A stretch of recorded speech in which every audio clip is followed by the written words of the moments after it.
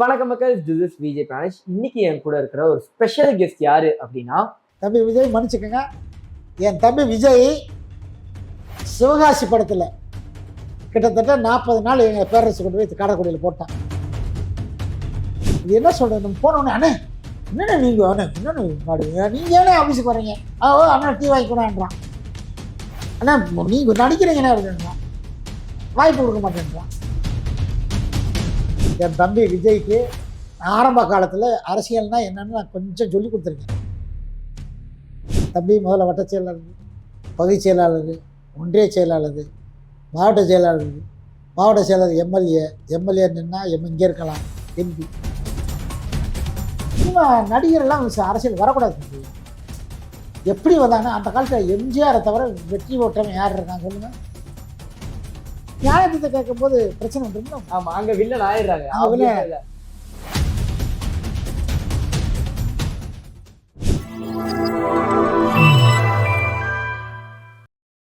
Take one channel நேயர்களுக்கு வணக்கம். என்னை சிங்கத்தில் வந்து போலீஸாக பார்த்துருப்பீங்க, திருப்பாச்சி சிவாசியில் ரவுடியாக பார்த்துருப்பீங்க, அதே மாதிரி வானப்புத்த போலியில் அதாவது சாமியாராக பார்த்துருப்பீங்க. இப்போ வந்து என்னை நேராக பார்க்குறீங்க, ரொம்ப சந்தோஷம். போலாமா?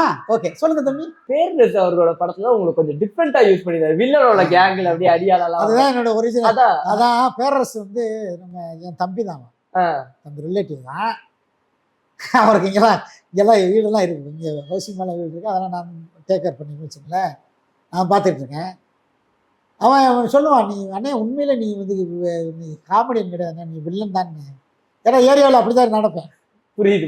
எவன் வந்தாலும் தட்டி கேட்டானா, எங்கே போனாலும் நம்ம தகராறு பண்ணி தானே, எவன் நாளும் போனால் நியாயத்தை கேட்கும் போது பிரச்சனை வந்துடும். ஆமா, அங்கே வில்லன் ஆயிடுறாங்க. உன்னுடைய ஒரிஜினல் கேரக்டர் தான் என் படத்தில் போடுறது. கடைசி வரைக்கும் ஒரு படம் கூட அவன் வந்து எனக்கு காமெடியே கொடுக்கல. அது திருப்பாச்சியில வில்லனாவே, திருப்பாச்சி கடைசியில காமெடியா. சிவகாசியில் சிவகாசியில் வந்து வில்லனோட தான். ஆமா, அதுவும் பிரகாஷ். ஆமா ஆமா ஆமா, அப்படி அந்த மாதிரி என்னோட ஒரிஜினல் கேரக்டர் கொடுத்தவன் என் தம்பி பேரரசு தான். அவனுக்கு நன்றிப்பா பேரரசு. கண்டிப்பா. ஆமாண்ணே, அது டிஃப்ரெண்டா ஒரு கேரக்டராகவும் கொடுத்துருந்தாரு. இப்போ சிவகாசி திருப்பாச்சிலாம் சொன்னோம். இப்போ பாத்தீங்கன்னா விஜய் அவர்கள் அரசியல்ல இறங்கிட்டாரு. இது ஆக்சுவலி எப்படி பாருக்கீங்க? இது நார்மலா அவருங்கிறது இல்லாம நடிகர்கள் அரசியல்லாம் வராங்க, எல்லாம் எப்படி பாக்குறீங்க? இல்ல விஜய் இன்னும் கொஞ்ச நாள் சம்பாரிச்சிருக்கணும், இன்னும் நடிச்சிருக்கலாம். அவர் இன்னொன்னா வந்து அவருக்கு காலங்கள் இருக்கு. ரொம்ப யாரோ அவசரப்பட்டு இறக்கிட்டாங்க. சினிமா அரசியல் வந்து ரொம்ப கொடூரமானது. இது மாதிரி சினிமா மாதிரி இருக்காது. இவர் வந்து தன்னுடைய திறமையும் தன்னுடைய இதை நம்பி வர்றது சினிமா தான். நின்று நம்ம நல்லா நடிச்சோம்னா பேர் வாங்குறது, ரசிகர் கூட்டம் வேற இருக்குது. இல்ல அப்படி இல்லை, அப்படி அரசியல் அது கிடையாது. ஒரே நல்லா வச்சிருவாங்க. புரியுது. சினிமா நடிகர் எல்லாம் அரசியல் வரக்கூடாது தம்பி. எப்படி வந்தாங்கன்னா அந்த காலத்துல எம்ஜிஆரை தவிர வெற்றி ஓட்டவன் யார் இருக்காங்க சொல்லுங்க. எல்லாரும் சொல்றது எம்ஜிஆர் தானே சுட்டி காட்டி. இல்ல தம்பி, நீங்க எங்க சுத்தினாலும் அரசியல் சினிமானா புரட்சி தலைவர் எம்ஜிஆர் தான் போகணும். அவருக்கு தான் வந்தாங்க, எல்லாருமே அங்கதான் வருவாங்க. ஆமா, அவர் என்ன சினிமாவுக்கு வச்சா அரசியலுக்கு வந்தாரு, அரசியல் வச்சா சினிமாவுக்கு வந்தாரு. புரியுது. அவருடைய சூழ்நிலை சந்தர்ப்பம். அவர் வந்தாரு, முதல்ல நடிச்சாரு, அப்படியே வந்தாரு, அப்புறம் காங்கிரஸ்ல இருந்தாரு, வேற கொண்டு போய் டிஎம்கேல சேர்த்தாங்க. டிஎம்கேல இருக்கும்போதே அப்படியே கொஞ்சம் கொஞ்சமா சினிமாவுக்கு வந்தாரு. அண்ணா அவரை யூஸ் பண்ணாரு, அழகா இருந்தாரு, அவர் சொல்றதெல்லாம் கேட்டாரு. அண்ணா என்ன நினைக்கிறாரோ அத்தனையும் எம்ஜிஆர் மூலமா சொன்னாரு. புரியுது. மக்கள் வந்து எம்ஜிஆரை ஏத்துக்கிட்டாங்க, எம்ஜிஆர் நடிகரா பார்த்தாங்க, எம்ஜிஆர் புரட்சி தலைவரா பார்த்தாங்க, எம்ஜிஆர் அரசியல்வாதியா பார்த்தாங்க, கடவுளா பார்த்தாங்க, அண்ணனா பார்த்தாங்க, தம்பியா பார்த்தாங்க, இன்னும் எல்லாமே பார்த்தாங்க. இன்னைக்கு எந்த நடிகனும் என்னவா பார்க்குறாங்க? நான் என்ன சொல்றேன், தம்பி அரசியலுக்கு விஜய் வரட்டும், எனக்கு வரட்டும், நல்லா கடவுள் புண்ணியத்தில் அவர் ஜெயிக்கட்டும், ரொம்ப சந்தோஷப்படுறேன். அரசியல் அவர் வந்தார் ஜெயிச்சாருன்னா உண்மையிலே சந்தோஷப்படுற முதல் ஆள் நானாக தான் இருப்பேன். ஏன்னா எதுக்காக சொல்கிறேன்னா, என் தம்பி விஜய்க்கு தெரியும், மனசுக்கு தெரியும். இப்போ சொல்கிறேன், தம்பி விஜய் மன்னிச்சுக்கோங்க. என் தம்பி விஜய் சிவகாசி படத்தில் கிட்டத்தட்ட 40 நாள் எங்கள் பேரரசு கொண்டு போய் காரைக்குடியில் போட்டான். 40 நாள் அண்ணே நீங்கள் இருக்கணும்ட்டான். என்னால் 40 நாள் எங்கே இருக்குது, நான் 2 நாள் 3 நாள் வீட்டுக்கு ஓடிடுங்க. என்னை சுவாடி தான் எனக்கு. அதான் அப்போ வந்து விஜயோட பேசுகிற அனுபவங்கள் கிடைச்சது. அப்போ நான் திமுகவோட பேச்சாளர். புரியுதுங்க. ஆரம்பத்தில் என்னை வளர்த்துவிட திமுக தான். இப்போ திமுக அதிமுக வந்துட்டேன். திமுக பேச்சாளர் அப்போ என் தம்பி விஜய் வந்து என்னை கேட்டார், அண்ணே நீங்கள் கட்சியில் இருக்கீங்க, கட்சின்னா என்னண்ணே? தம்பி முதல்ல வட்டச் செயலாளர், பகுதி செயலாளர், ஒன்றிய செயலாளர், மாவட்ட செயலாளர், மாவட்ட செயலாளர், எம்எல்ஏ நின்னா இங்கே இருக்கலாம், எம்பி எல்லாம் நான் வந்து விஜய் சாருக்கு நான் அதுக்காக நான் இதுக்கு சொல்ல வரல.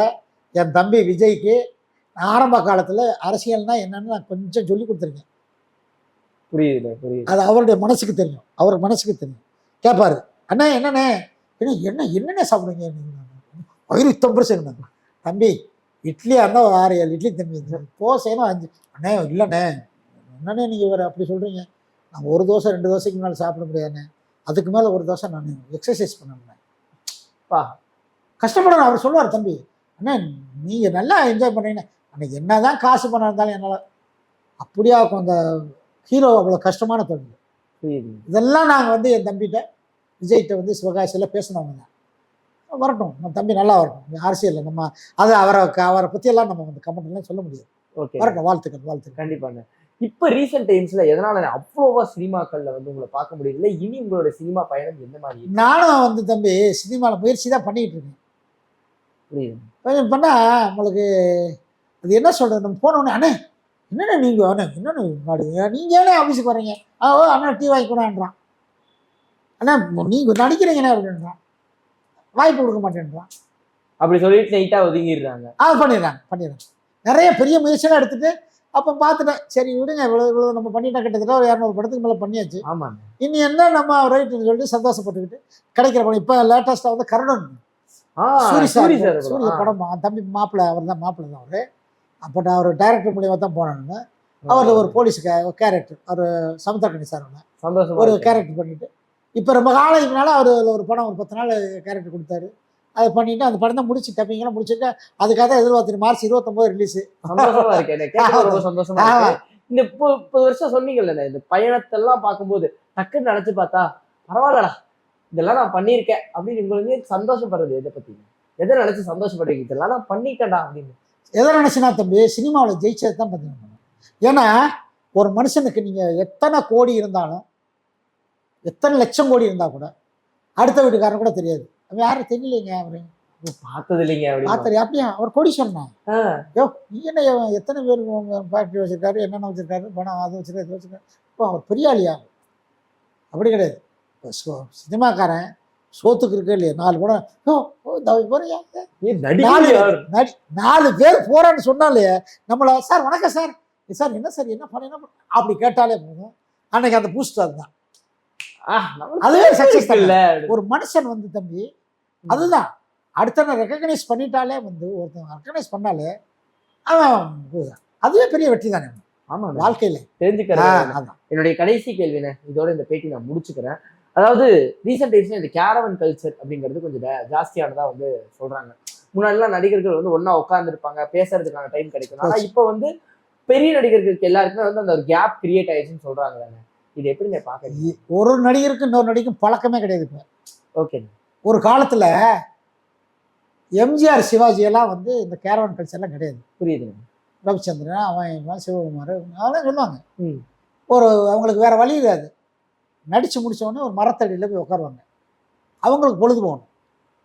கூப்பிடுவாங்க, அவரை கூப்பிடுவாங்க, என்னையா என்ன பண்ணுற பையன் என்ன பண்ணுறேன், ஐயா இந்த மாதிரி சார் அப்படியே இருக்கண்ணா இப்படியே இருக்கண்ணா. அவங்க கஷ்டத்தை நஷ்டத்தை கேட்டு ஒருத்தருக்கு ஒருத்தர் எல்லாரும் பழகிற வளர்த்து கூட வரும்.